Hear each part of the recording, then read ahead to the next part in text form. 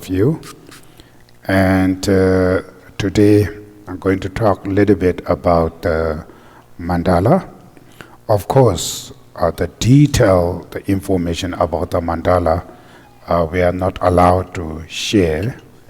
Only the people who receive the empowerment, then it's allowed to share. So if you have no empowerment, then the detailed information, right, we're not allowed.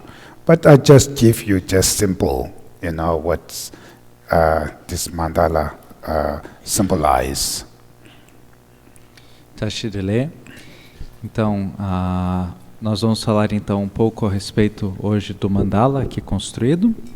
É claro, os detalhes, nós não vamos entrar em detalhes muito específicos em certos casos, porque eles são secretos, eles são partes secretas da prática, e para isso eles demandam o empoderamento. Mas vamos abordar então, num sentido bem simples, né, a simbologia do mandala. So now the first, when you look at the outside the mandala, this fire ring, and then Vajra ring, and then lotus. There are three kind of the circle, the three ring. So each of them symbolize, when we talk about these things, each different mandala can symbolize differently. Sometimes lotus can symbolize the bodhicitta. Sometimes lotus can symbolize the renunciation. So it goes that each mandala have different meaning. So here, first, I try to go with a very simple way. So lotus symbolize the renunciation, and then next ring, the Vajra, symbolize the bodhicitta, and the last one, the ring, symbolize the wisdom of emptiness. So most of the time, the Vajra ring symbolize the wisdom of emptiness, general. But here, if you go with the Vajra, symbolize the bodhicitta. In general, when we talk about the bell and Vajra, right? Vajra symbolize the method, and what you call bell symbolize the wisdom, right? So here, similarly, maybe first translate. Okay. Thank you, Yeshala. Então vamos abordar primeiramente, né, os três anéis ao redor do mandala. Então nós temos a conflagração de fogo, né, que é esse anel de fogo ao redor, o anel de Vajras, o círculo de Vajras, né, e o lótus. Geralmente, cada um deles, na realidade, eles têm um significado específico dentro de cada uma das interpretações, de cada um dos mandalas e de cada uma das tradições. Mas nesse caso, então, especificamente, por exemplo, o lótus, ele poderia representar a renúncia ou a bodhicitta. E nesse caso ele representa o aspecto da renúncia, desse primeiro aspecto. O círculo de Vajras, em geral, ele costuma representar a dimensão da vacuidade, da sabedoria da vacuidade. Mas nesse caso ele representa a dimensão da compaixão.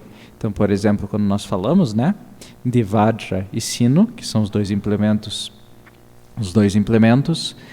geralmente o sino ele representa a sabedoria da vacuidade e o Vajra representa o método. E daí o terceiro ciclo, nesse caso, que é a conflagração de fogo, representa a sabedoria da vacuidade.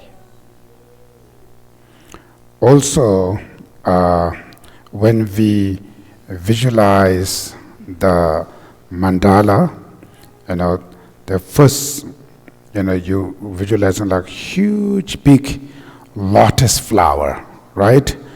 Upon the lotus, then you're visualizing like a four Vajra, double Vajra. It's called double Vajra.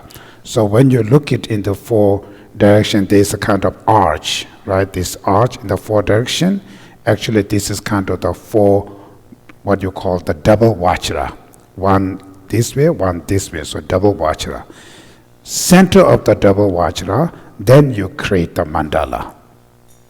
Então, nós primeiro quando existe daí, né, um processo de visualização, nós podemos falar de alguns elementos.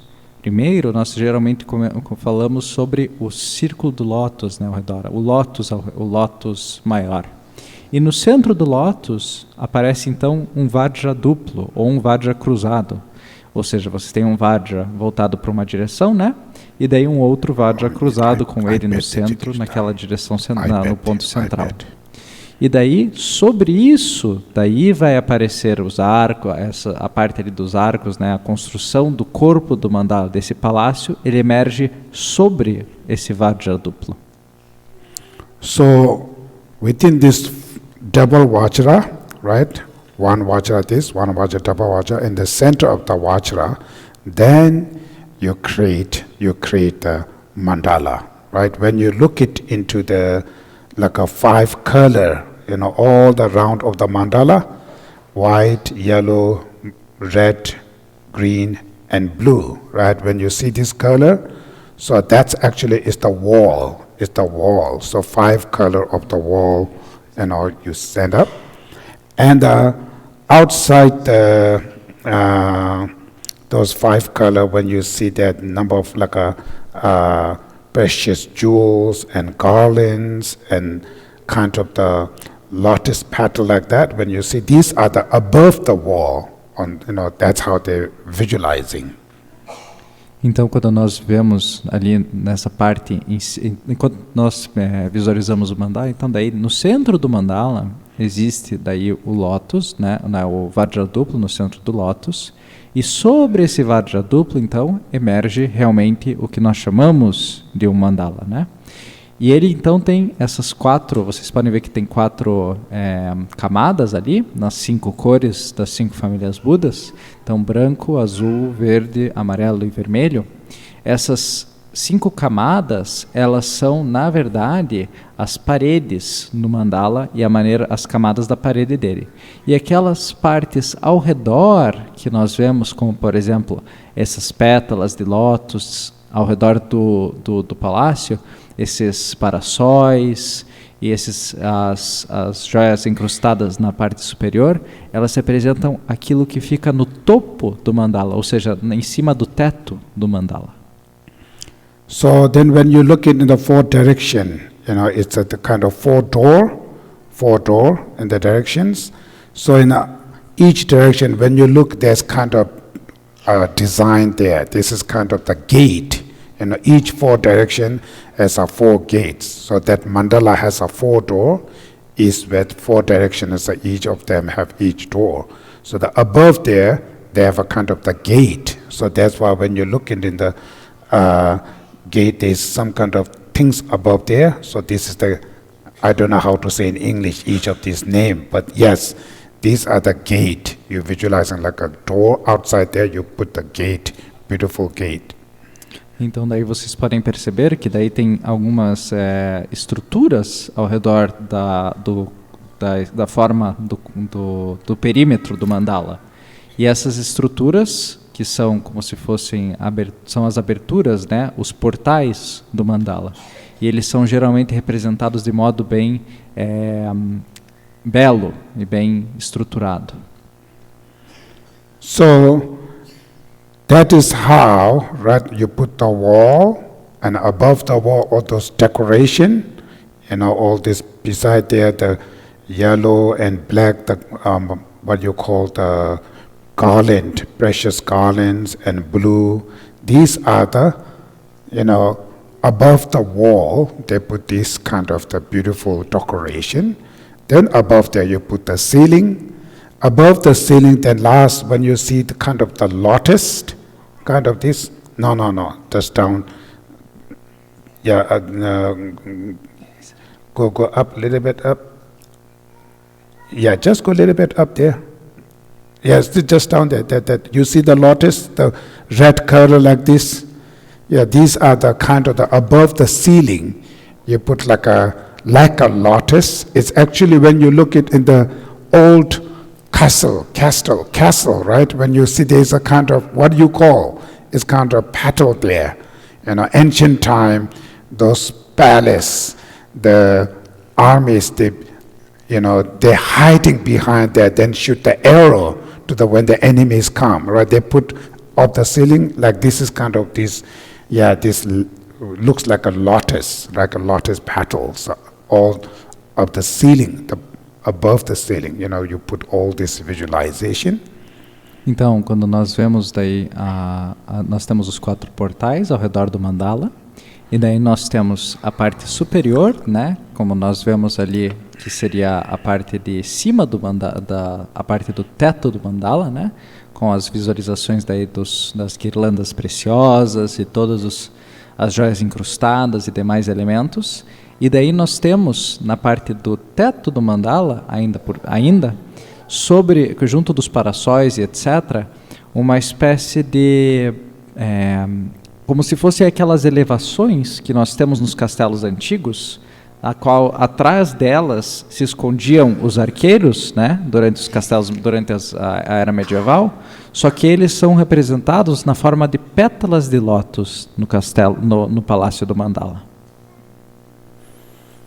So, we don't need to go very detailed. Now go to the inside the mandala. You can see the 8 petals, right? 8 petals. Center of there, Buddha Amitabha, right?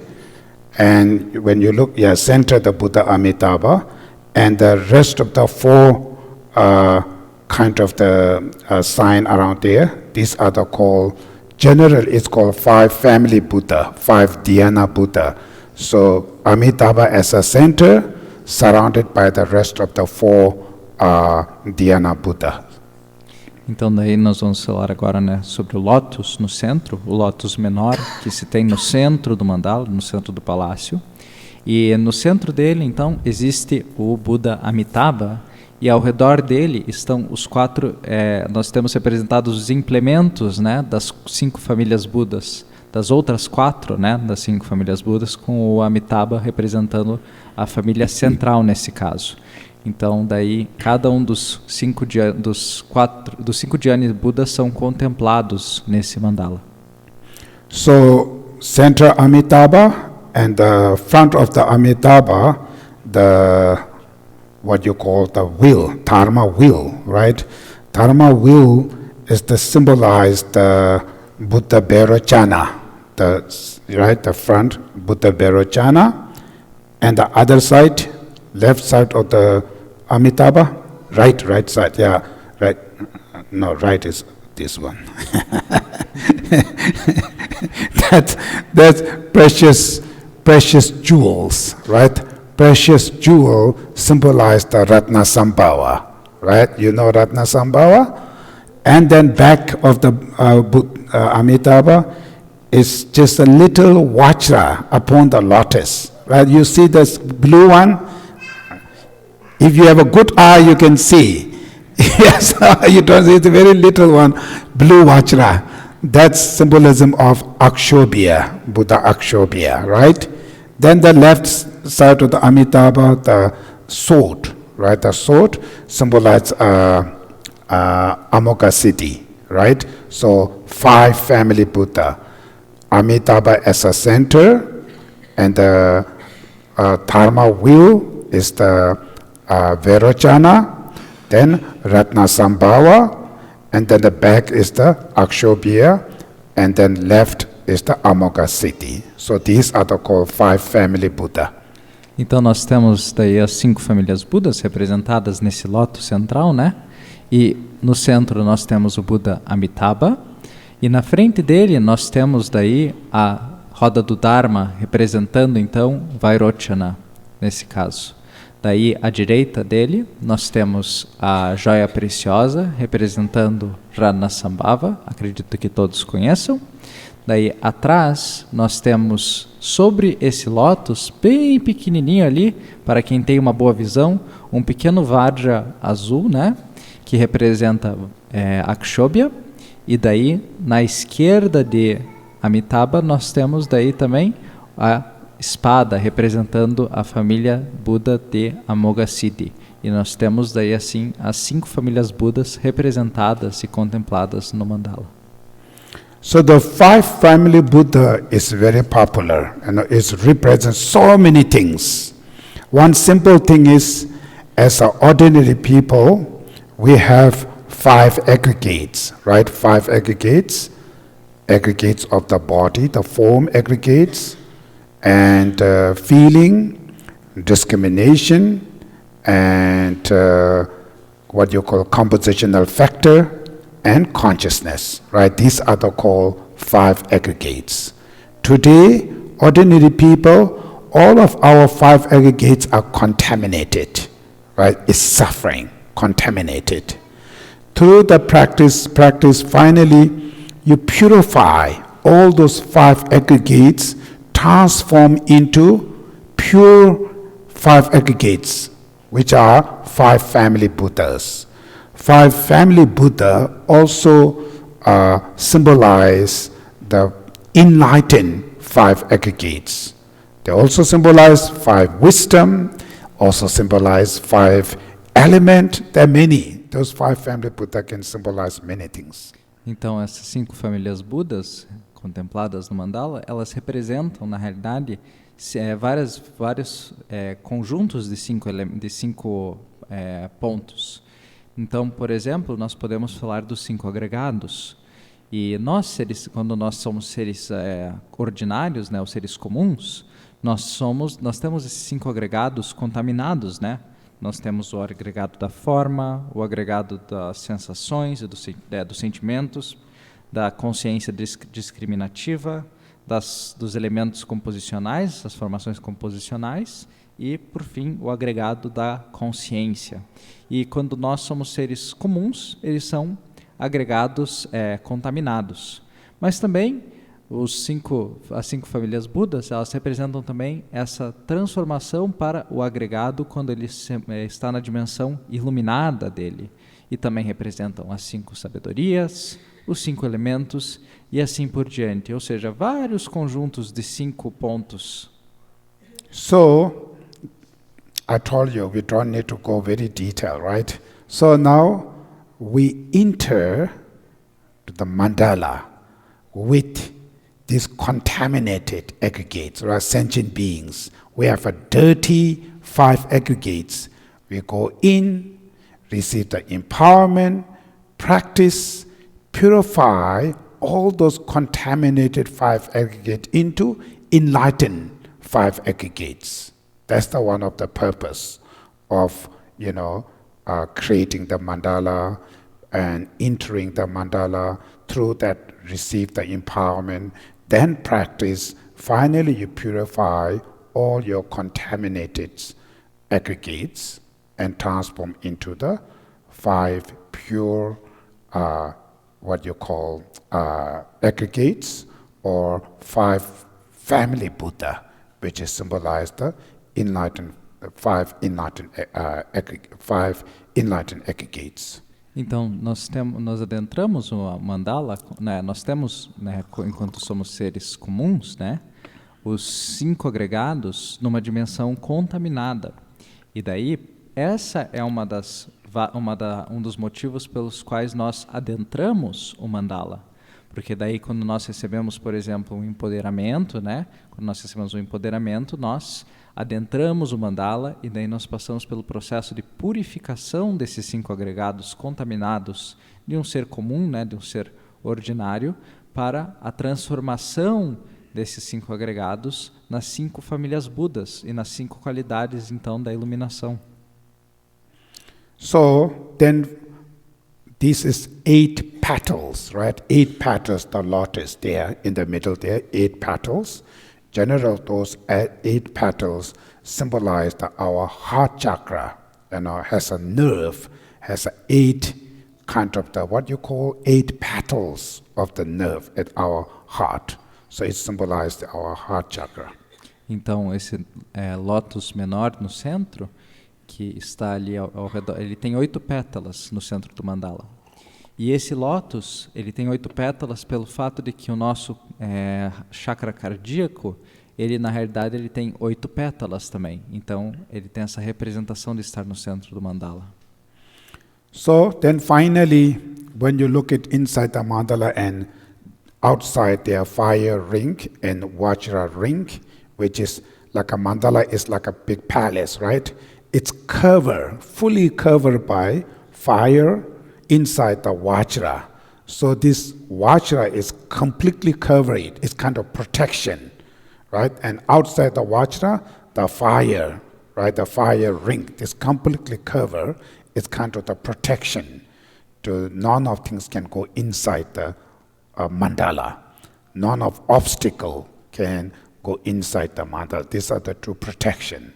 So this fire ring and the Vajra ring, mainly your wisdom of emptiness, right? Your wisdom of emptiness out of your bodhicitta. That's how they create. Wisdom of emptiness can antidote to any destructive emotion, right? Any obstacle arises, wisdom of emptiness is the best antidote attitude. It symbolizes this fire and Vajra ring can stop any obstacle when they come in.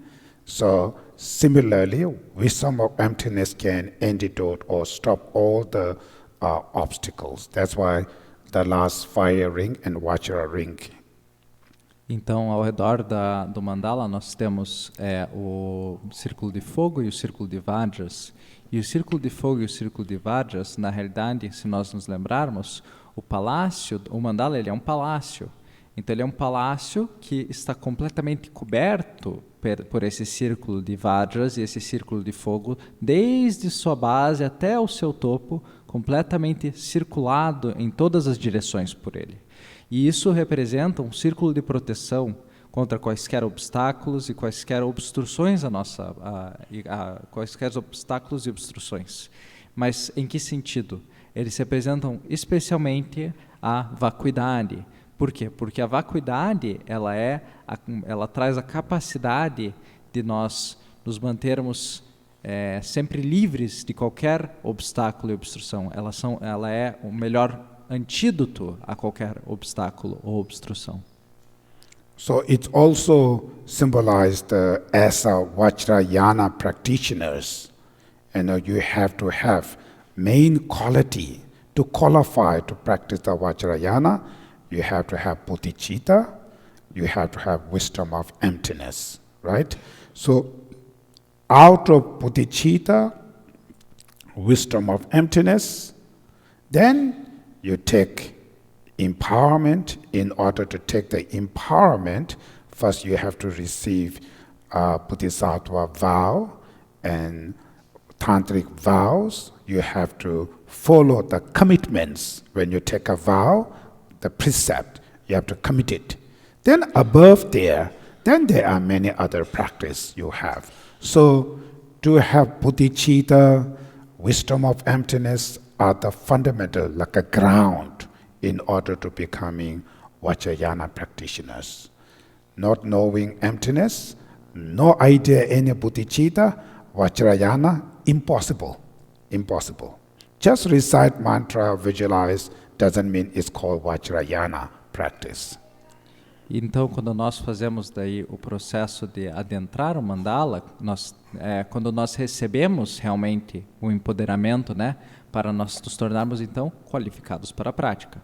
Então, para fazermos uma prática dessas, nós precisamos, né, de um empoderamento, e como base para o empoderamento e para qualquer prática do Vajrayana, né, qualquer prática tântrica, nós precisamos, antes de tudo, receber os votos de Bodhisattva e ter, então, uma base em renúncia, né? Então, nós precisamos ter a base em Bodhicitta, nós precisamos ter base na sabedoria da vacuidade, e daí, com essa base, mantendo daí recebemos os nossos votos também tântricos, e daí praticando corretamente os nossos votos tântricos, e especialmente a Bodhicitta e a sabedoria da vacuidade, daí sim nós podemos colocar algumas práticas sobre isso, que são as práticas daí do que nós podemos chamar realmente de Vajrayana. Mas sem conhecimento algum sobre sabedoria da vacuidade ou sem nenhuma bodhicitta desenvolvida em si, é impossível, completamente impossível qualquer tipo de prática tântrica. Nós podemos fazer mantras, fazer visualizações, isso não terá nenhum significado. Just reciting mantra, visualizing deities, even non-Buddhists has that. right? Reciting mantra, visualizing deity doesn't mean Vajrayana. Então, visualizar deidades, recitar mantras, isso não significa necessariamente uma prática budista. Até mesmo práticas não budistas têm esses tipos de estrutura. Então, não tem nenhum significado em si mesmo. So specific as a Buddhist Vajrayana practitioner, wisdom of emptiness is very, very important. Every visualization, every offering, when we do, all of them come out of your wisdom of emptiness, right? Your wisdom, who experience the ultimate truth, ultimate nature, that wisdom, right? You visualize, you emanate. Deities, offerings, everything come from wisdom of emptiness. So without that, then there's not that much benefit. Então, sabedoria da vacuidade especialmente tem um local profundo dentro do budismo, porque é a partir dessa sabedoria da vacuidade que, quando nós praticamos práticas Vajrayana, que nós fazemos emergir as deidades e temos a base para a visualização da deidade. Todas as oferendas que nós fazemos também derivam dessa sabedoria da vacuidade. Então, a partir somente dela que nós conseguimos fazer todas as outras práticas. So then, in order to have bodhicitta, first you have to have compassion to entire beings, right? Without compassion to all sentient beings, bodhicitta, impossible. You have to go step by step, right? So the compassion first. So in order to have that compassion to entire sentient beings, first you have to have renunciation, kind of self-compassion, renunciation. Without having renunciation, you cannot cultivate compassion. E daí, sobre a bodhicitta, para nós termos bodhicitta, nós precisamos necessariamente ter a grande compaixão, né?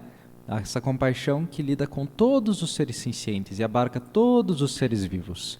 E sem a nossa qualidade também de renúncia, né? Que seria uma espécie de autocompaixão, uma compaixão por si mesmo, nós não temos daí nem a capacidade de gerar a compaixão também, num geral. So in order to have renunciation, first you have to have taking refuge to the Buddha Dhamma Sangha, right? Without taking refuge to the Buddha Dhamma Sangha, then renunciation is difficult. So that is why taking refuge to the Buddha Dhamma Sangha is the kind of the gateway to enter the becoming Buddhist. Right? To enter the Buddhist, taking refuge to the Buddha Dhamma Sangha is the gate. To enter the Mahayana Buddhist, bodhicitta. Bodhicitta is the gate door, the gateway to enter the Mahayana Buddhism.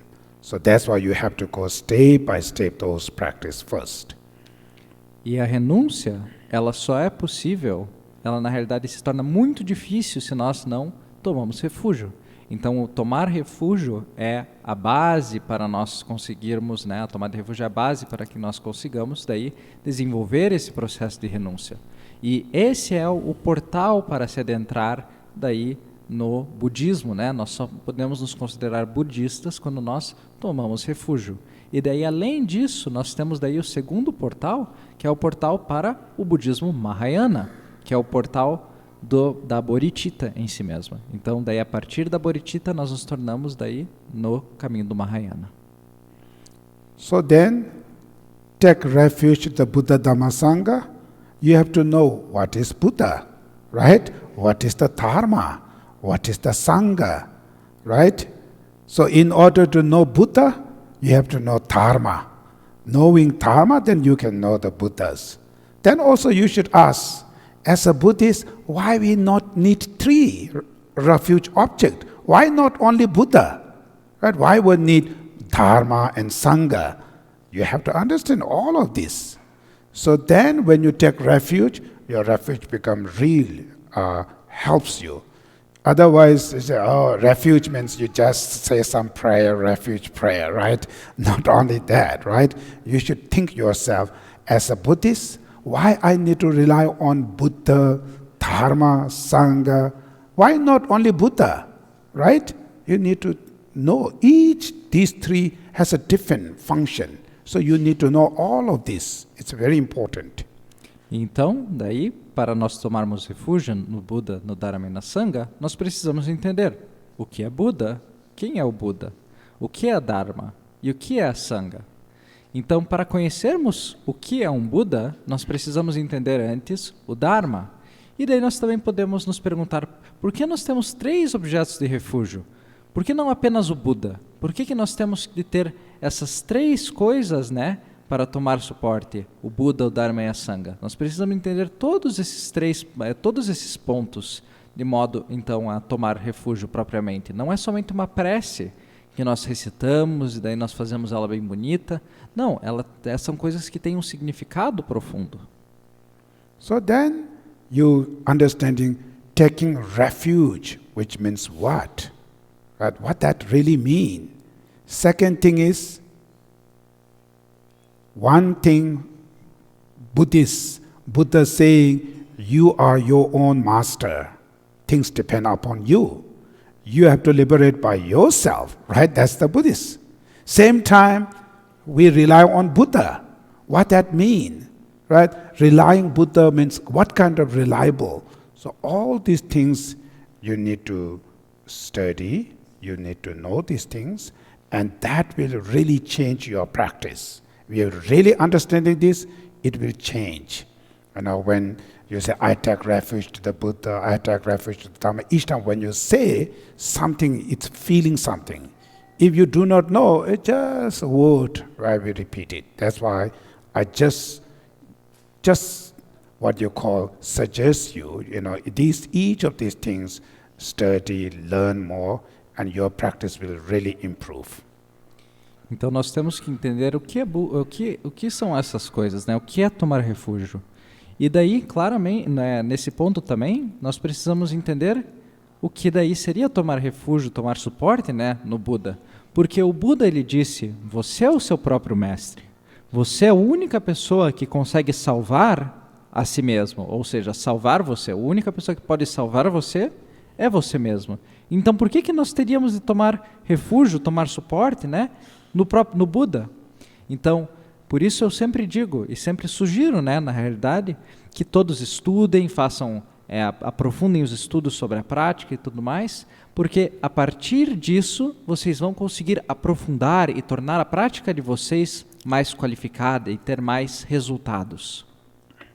So in the future, when you become serious Vajrayana practitioner, then first you learn the mandala called 3-dimension mandala they have. Just first look at this 3-dimension mandala. Then come in there, it's much easier to explain. Even I just tell this thing, you might be thinking something differently, right? It's very hard to understand. This is like a blueprint.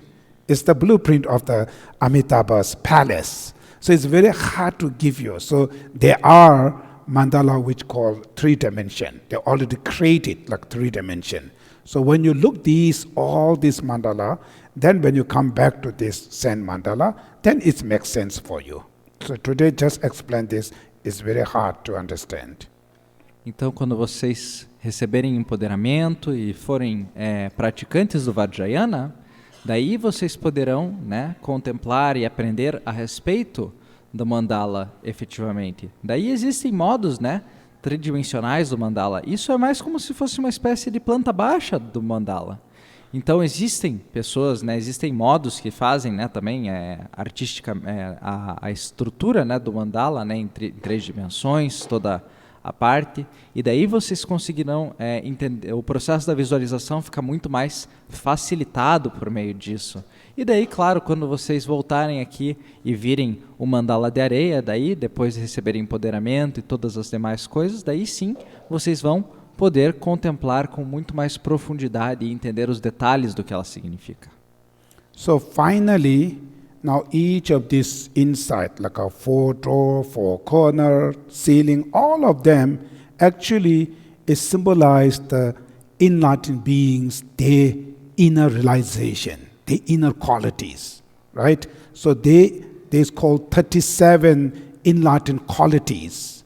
Put it into the form, those mandalas, external, like a wall, 5 colors, 4 doors, each of them symbolize the enlightened realization.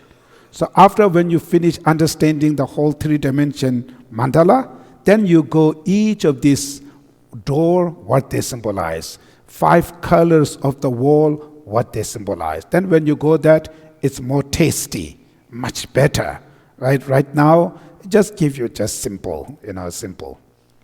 Então, quando nós daí aprofundamos, né, o significado do mandala, nós sabemos que na realidade ela representa cada um dos pontos, né, dos 37 pontos da iluminação.